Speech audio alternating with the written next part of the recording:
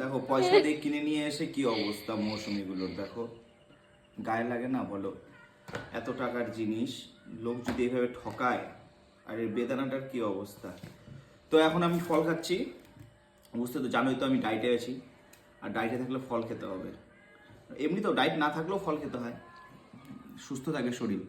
ওই আজে বাজে বাজারে না খাওয়ার থেকে ওই টাকা দিয়ে ফল কিনে নিয়ে এসে খাও,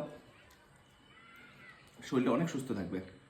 ফলেই যা আছে একটা যে ভালো জিনিস, মানে ভালো। তাছাড়া সবই ভেজাল, এখন বেশিরভাগই ভেজাল জিনিস।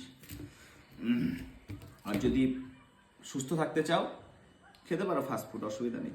ফাস্টফুডের দোকানগুলো কী করে চলবে যদি ফাস্টফুড না খায় সবাই, তাই না?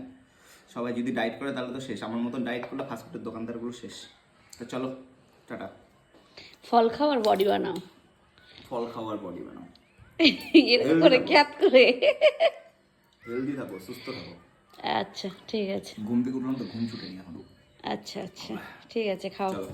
হুম হুম হুম।